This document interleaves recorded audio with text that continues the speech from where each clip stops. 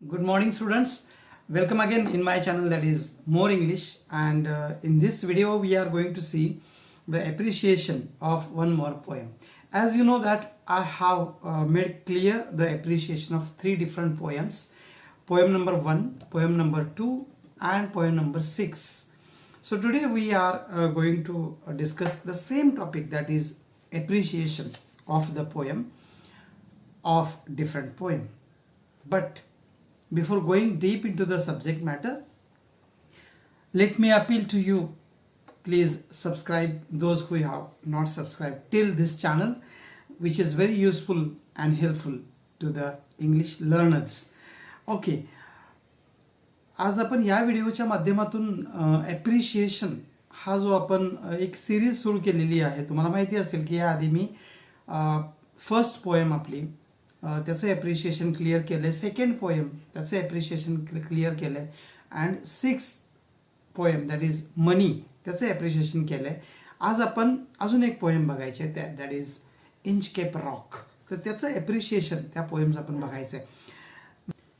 जर तुम्ही ते माझे व्हिडिओज बघितले नसतील तर माझ्या चॅनलला जा, ते अवेलेबल आहेत, तुम्ही बघू शकता आणि तुम्ही कवितेची तयारी करू शकता. तुम्हाला माहिती आहे की नवीन बदललेला जो ॲक्टिव्हिटी शीटचा पॅटर्न आहे त्याच्यामध्ये ॲप्रिशिएशन ऑफ द पोएम ह्याला 4 मार्क आपल्याला दिले गेलेले आहेत, आणि म्हणून मी सगळ्या पोएमचं ॲप्रिशिएशन अपलोड करायचं ठरवलं आहे. आज मी एक पोएम तुमच्याशी डिस्कस करतोय, इंचकेप रॉक. ओके, क्वेश्चन कसा असतोय किंवा तिची ॲक्टिव्हिटी तुम्हाला करायला सांगितलं ती कशी असते. Write the appreciation of the following poem or of the poem based on the points given below. पुढील मुद्द्याच्या आधारे एखाद्या कवितेचं ॲप्रिशिएशन म्हणजेच रसग्रहण करा. मग ते मुद्दे काय काय असतात. About the poem, poet and the title, the theme, poetic style, the language, poetic devices used in the poem, special features, message, value, moral in the poem, and last but not the least that is your opinion about the poem. चला आपण आज Inchcape rock या कवितेकडे जाऊया. मी या कवितेचं detailed analysis सगळं म्हणजे total reading, explanation हे सगळं मी केलेलं आहे. तुम्ही चॅनलकडे जा आणि ती पोएम तुम्ही अभ्यासा, म्हणजे तुम्हाला अधिक ॲप्रिशिएशनसाठी तुम्हाला मटेरियल मिळू शकतं. आत्ता या छोट्या व्हिडिओमध्ये कवितेचं appreciation. Okay, the poem, as you know that the poem is a ballad, rather lengthy poem, but there is a story in the poem. तुम्हा सगळ्यांना ही स्टोरी माहिती असेल, मी व्हिडिओ अपलोड केला आहे, तुम्ही बघा तो. The poem Inchcape rock is about a real stretch of treacherous rocks near the Scottish coast. Robert Southey wrote this. Prose and other poems too. म्हणजे रॉबर्ट साऊदी नावाच्या कवीनं हे एका स्कॉटिश कोस्टवर असलेल्या महाभयानक खडकावर असलेल्या खडकाबद्दल असलेल्या किंवा त्या खडकाचा जो धोका होता त्याच्याबद्दल त्या कवितेमध्ये त्यांनी भाष्य केलेलं बघायला मिळतं. त्यांनी प्रोज लिहिलेले आहेत रॉबर्ट साऊदीने, तसे पोएम्स पण लिहिलेले आहेत. But this poem is well liked. The title gives the clue that the rock is a part of an interesting story. The theme is about an abbot and pirate. Abbot म्हणजे मठाधिपती, ख्रिस्ती मठाचा जो प्रमुख असतो त्याला ॲबट म्हणतात. तुम्हाला त्या पोएममध्ये ॲबट ऑफ ॲबरब्रोथॉक असं एक कॅरेक्टर मी तुम्हाला सांगितलंय. Okay, the theme of is about an abbot and a pirate. The abbot is concerned for his fellow humans and helps to save sailors.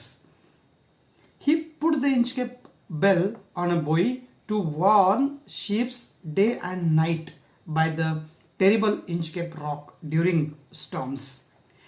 According to records, warning bell was placed. थोडक्यात आपल्या खलाशांचा जीव वाचवायचा म्हणून जे खलाशी जहाजं घेऊन जात असतात त्यांना धोका होऊ नये या खडकाचा, म्हणून एक वॉर्निंग बेल तिथे प्लेस केलेली असते, बसवलेली असते.